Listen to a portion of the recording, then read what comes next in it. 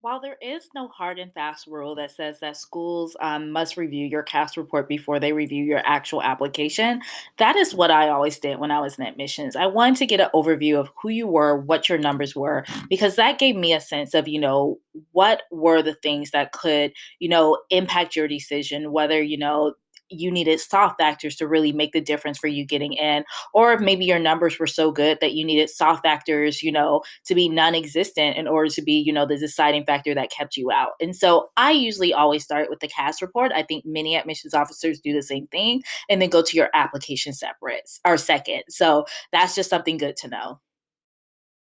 All right, so now let's talk about the application itself. Similar to the CAS report, the application has numerous parts associated with it. The first part of your application is literally just that, is the part of the form where you told a school what your name is, where you live, all those good things, the basic information about yourself. So the application is the first part of the application. The phrase law school application, again, because we do review your file, these materials do come in as one continuous PDF. The application consists of more than just that application. So the other documents that come in along with it include your personal statement, your diversity statement if you choose to write one, your resume if you have to submit one or if you choose to submit one, as well as any addenda that you write. And so those documents all come in together as one continuous PDF.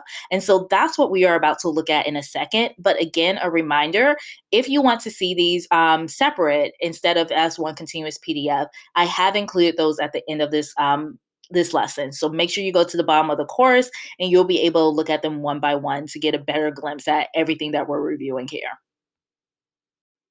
All right, so let's get started by looking at this application. All right. So the first part of the law school application is again the application itself that will ask you for personal information, information such as your name, where you live, your LSAC number, when you were born, your country of citizenship. Some schools ask about your gender identity, your sexual orientation, and other information. So we'll kind of just dig through this application section by section. So as you'll see right here, the first few questions are pretty easy peasy. Depending on, your immigration status, there are definitely going to be some underrepresented minority students that may get hesitation or some level of trepidation when they get to this question of, if you're not a U.S. citizen, please indicate, your status. So although this application specifically asks just, to indicate whether you are a U.S. permanent resident or if you are here on a visa, do know that there are some schools, definitely schools in California, that do also provide space for you to indicate if you are undocumented. So there are some schools that are friendly and provide safe space for students that are undocumented. If you are a DACA recipient or anything of that nature, so definitely be on the lookout for those schools if that is your situation. Also, many schools, if they ask questions about, your gender identity, your sexual orientation, that is more than likely a sign that they are LGBTQ friendly, and that they're asking that question not so much to out you or to put you in an unsafe situation, but more so because they likely have an LGBTQ student organization that they want to connect you to. They want to make sure that when you come to the school that you are connected to community if that's something you're interested in, and also that you have resources if again that's something that you're interested in. So do not think that the questions on these applications are designed as like a gotcha, like to trick you or to capture you in any way that could harm you, because that typically is not the case. The next few questions again are pretty easy peasy. Ask for contact info. Make sure that when you are filling out this section, however, that you provide the best contact info for yourself. So if you have multiple email addresses, one email address is what you give, to all the, stores if they're going to clog your inbox with spam and coupons, and another email address that you actually answer, make sure that the email address that you give to schools is the one that you actually answer. The same same goes for your phone number, because these are really the ways that a school is going to reach out to you if they plan on communicating. Also, schools do send, their acceptance letters via mail. And so the address that, they have on file for you needs to be current.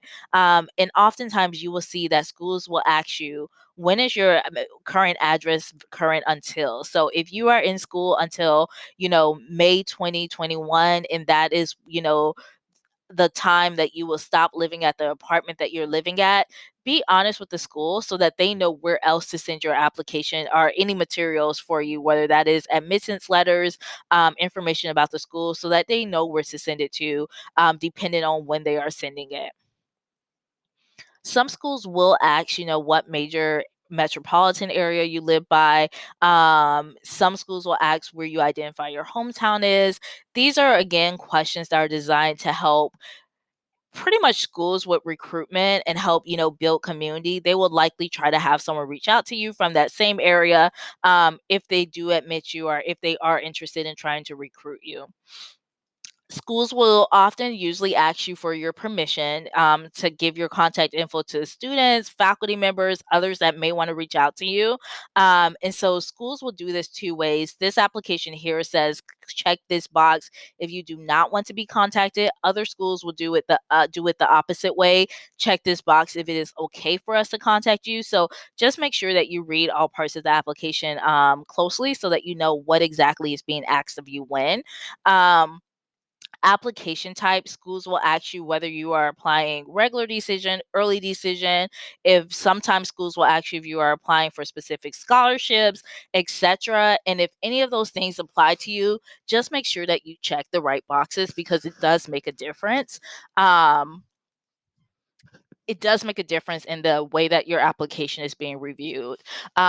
Just for a quick overview, the difference between early decision and regular decision is that early decision is typically a good option for students that maybe don't have as strong numbers as, what is typically competitive for that school. So if both of your numbers are in the 25th percentile, or if maybe one of your numbers is in the 25th percentile and the other number is like right below the 50th percentile, maybe consider a early decision, because early decision is typically a good way for students to get into a school when their numbers aren't as competitive as their counterparts. However, the caveat with applying early decision is that by applying that way, you are essentially agreeing to go to that school. You are committing in advance before you know your decisions from other schools. You are committing to go to that school if you are accepted. Also, typically with early decision, you are committing to go to that school without any scholarship offers. And so that's something to know about early decision.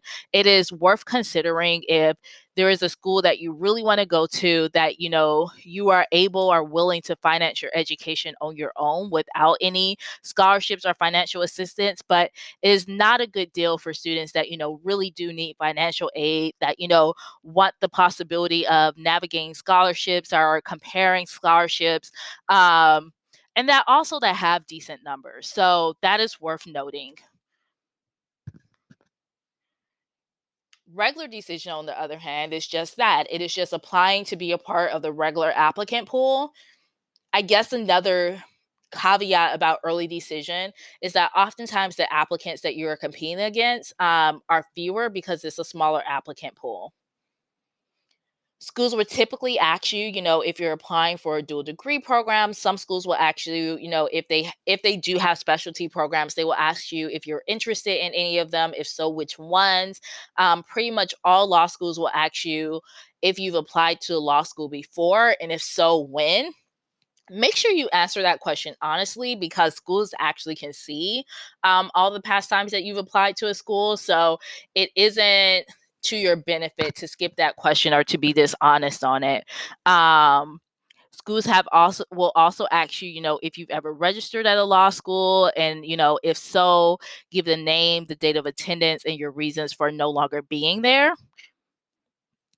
And schools will also, even though we just saw on the CAS report that, your LSAT scores are actually given to the schools, pretty much all schools will ask you to write out your LSAT scores again, along with the days that you actually took the exam. So here we went ahead and wrote out, the times, the dates that, I took the exam, as well as my 3 scores. An important, really important part of the application, particularly for underrepresented minority students, is a portion of the application that asks about your parents, what your family background looks like. And so, if you were raised in a single parent home, it is perfectly appropriate if you would like to just put the information for one parent. If you were raised in a 2-parent household, it is appropriate to put information for 2 parents. It also is appropriate, to, if you were raised in a single parent home, to put information for both parents, but maybe put a caveat in the notes section, that, your second parent, you don't have a relationship with, or, they weren't a part of your life, or just whatever the circumstance is. In this particular application, you will see that they say that if a parent is deceased, please let them know in the address section below. You can probably include other notes in the address section below as well. But typically, if schools are asking about your parents and your family background, what they are trying to get a sense of is what your social economic background is. So they're trying to get a sense of, what your parents did for a living, what their highest level of education is. So, are you a first generation student? They're also trying to get a sense of, whether or not you come from, a family of lawyers, which oftentimes students applying to law school do, but that's not the case for underrepresented minority students. And I don't want you to think that showing that your parents are working class is going to be something detrimental to you. It actually is going to be beneficial to you. That is a way, too, of demonstrating diversity.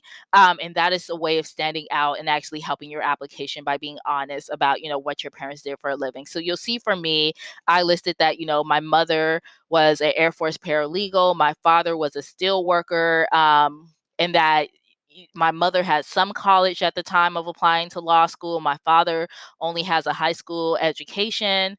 There's a question that asks if you're the first in your family to graduate from college. I hit yes. So, answer these questions honestly, because they are often going to be able to help you if you are first generation from a low economic background, etc. Another thing that you will see on the application is that the application will ask for your educational background again. Even though this is already listed in your CAS report, it is important to go ahead and fill out all this information again as if it weren't. So all the schools that you have attended, what you majored in, if you got a degree, what year you got the degree, your high school that you attended. If you speak languages other than English, this is another good section to fill out. Some schools will ask you this, some schools won't. But if you are bilingual, trilingual, anything, definitely let a school know. Let them know, what your proficiency level is in other languages. Also, let schools know if English isn't your native language, just when you began to learn it, because we do know that students that had to learn English, later in life, that is a form of adversity that you have overcome more likely than not, because we definitely recognize how challenging it can be to be in a new country or a new environment where you don't know the language, and you have to learn it. That is a challenge that you've had to overcome, and that's an adversity that you have succeeded in. And so that's worth highlighting. It also is worth highlighting, that other languages, because that's something that's going to help you most likely someday when you become an attorney, with relating to clients from different cultural backgrounds and being able to help clients that are multicultural. Um, Here, this application asks you to provide a resume. Some schools require resumes, some schools make it optional, but regardless, you should definitely always include a resume, whether it's optional or not. What I really appreciate about this particular application is that it tells you all the sorts of things that you should include in your resume. So, any full time, significant part time, paid or unpaid work, beginning with your most recent, any significant extracurricular or non-work related activities, any academic and non-academic honors and awards received, including fellowships, prizes, and membership in honor societies, any hobbies or special areas of interest. And if you're not presently enrolled in school, schools do want to know what it is that you're doing currently, even if that means that you're volunteering, you're traveling, you're seeking employment, or anything else. And so this application does a really good job of spelling out all the things that you should be including in your resume.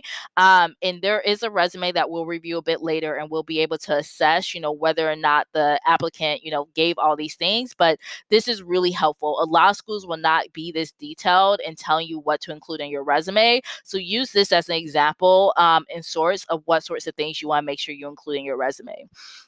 Your application may also ask you to list, who are the people that provide letters of recommendation for you, and what is their affiliation with, with you or with wherever they work.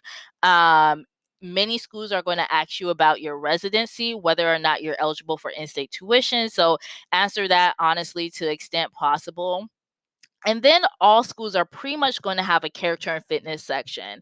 So the character and fitness section is typically going to ask you about any past discrepancies or run-ins you have had with people of authority. So whether you have had disciplinary action for academic or professional reasons, or whether or not you have had any run-ins with the law. Different states require different things with regard to run-ins with the law. Some states will ask you if you have ever been arrested for anything. Some will ask you if you have ever been charged with anything.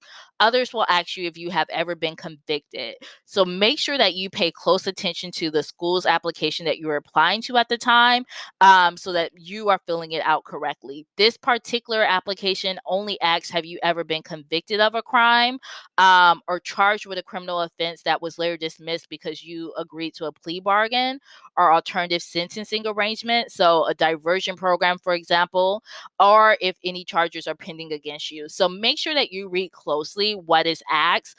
Some schools will specifically say do not include minor traffic violations or civil infractions where jail time was not a potential penalty. So that usually includes, speeding or, parking tickets, those sorts of things. So make sure you read this section carefully because different states require different levels of disclosure for character and fitness issues. Also, again, all schools cannot take race into consideration. And so some schools will still ask you, even if they can't take race into consideration, what you identify as. This particular school just goes out and says, this information is optional. It cannot or will not be used in the admissions process, but is collected for statistical purposes. And so I like to recommend to students that if an application asks you for your race and ethnicity, you should answer it. Usually, as an underrepresented student, it will only help you and not hurt you. And so, do not be afraid of answering that. Even if you identify as, multiple races, feel free to answer all that apply to you. And then most schools will require you to sign your application, basically just certifying that all the things that you said are true to the best of your ability, that, your personal statement and essays were wrote by you, and that, you basically didn't have someone else write your personal statements, etc., for you beyond like proofreading or critiquing your work. So that's important for you to make sure that you fill out. All right. And then this particular school goes into a lot of detail telling you what your essay should be about. Um, Not all schools do this. And so I will say that if you are ever unsure about what to write your personal statement about, come back to this section of this application and see if you can find inspiration just from some of these prompts that are listed here. Definitely use these specific prompts. I'm not going to go through them too closely, but I do want you to know that they're there and that they can probably serve as a resource for you. After the application portion of the application, the next thing that is in your application, or the next thing that the school sees in this continuous PDF, is your personal statement. When reviewing your personal statement, what a law school is essentially hoping to know by the time they're done reading it is who are you as a person? Why are you applying to law school? Why do you want to be a lawyer? And so this here is an example of a pretty good personal statement. This person just right off the bat starts talking about how they believe they were born to be a civil rights attorney. So that already tells us, what they see themselves doing after law school. It goes on to talk about how they grew up in Birmingham, Alabama, the birthplace of this, well, one of the homes of the civil rights movement. And it talks a bit about, growing up, being raised by, her grandparents and what it meant to her, to be raised in the South, and the challenges that she grew up with. So when you get a chance, definitely take the time to review this personal statement. Um, because it does a really good job of laying out, who this person is, and why she wants to be a student. Again, similar to some of the other materials that I used in the cast report, this is a personal statement that was written by one of my best friends who is an attorney now. And it's a really great personal statement. So I appreciate her letting me share it with you. Something that I will highlight, however, is that her personal statement is a bit long. Most schools do have a page limit on your personal statement. Some schools allow you to write a 3-page personal statement. Many schools will only take a 2-page personal statement. And so if this was a application to a school that only requires a 2-page personal statement, Jaleesa would have had to cut this down significantly. And that is an area that students sometimes struggle in, but I do offer services where I do personal statement reviews. And so if you are having trouble trying to figure out what to cut from your personal statement, I am happy to assist you. But just know that it is important to pay very close attention to whether or not the school you are applying to accepts a 2 or 3-page personal statement. Because if it accepts a 2-page personal statement and you've written a 3-page personal statement for other schools, you are definitely going to have a version of your personal statement that is sufficient for those schools that do not accept 3 pages. Also, some schools will accept a diversity statement. Again, this is a diversity statement written by Jaleesa. And so she goes into talking about one of her experiences working abroad and what that taught her about culture and the importance of diversity. And I'm going to go through both her personal statement and her diversity statement a little bit later, because what I'm actually going to do is show you what I would do if I were reviewing this, what notes I would be taking on both of these. And so I'm just going to speed through these really quick, but I will come back to them. Do know that. And then after your personal statement and diversity statement, if you choose to write one, what a school is going to see is your resume. Again, not all schools require a resume. For some schools, it is only optional, but I do recommend that you submit a resume. And so for this resume, what you are going to see is that this person, listed their education, their career experience, which was pretty impressive. Remember that they have a bachelor's degree in engineering. So they have a pretty impressive, career background. However, they actually stop after career development or after their career experiences. They list leadership development, but then they have a lot of white space afterwards. So they don't take the time to write about extracurricular activities, ways they were spending their time outside of class, any honors or awards that they received, any like significant writings that they have done. And so that is an area where this resume specifically falls short. And it's something that I would definitely advise students, to think about. This resume also, in terms of work experience, starts with work experience gained after graduating from undergrad. And it does not include, any work experiences that the student did while they were in school. And so that's something that, doesn't necessarily serve this student well. So this is a sample resume, and there are definitely ways to improve, this resume, particularly by looking back on the section that was earlier on. In the application, where basically the school laid out the different things that should be included in a resume. A lot of those things, that student could have gone ahead and, put in this resume, and could have filled up some of this white space. They could have even played with their font some so that more stuff could fit. So that's something worth highlighting. When we looked at the cast report, remember that we saw that there was a discrepancy in the grades the second year for the student. There was also a change in the LSAT score, where the LSAT score went down. And so if you are someone, who has great discrepancies and you want to know how to explain them, this addendum is an example of just an easy way to kind of explain what happened with your grades, what happened with your LSAT, etc. And so, what I'm going to do next again is I'm really going to show you just what I would be saying if I read this, and how this would actually play out in the grander scheme of things. So, let me go ahead and exit out of this application, and I will be right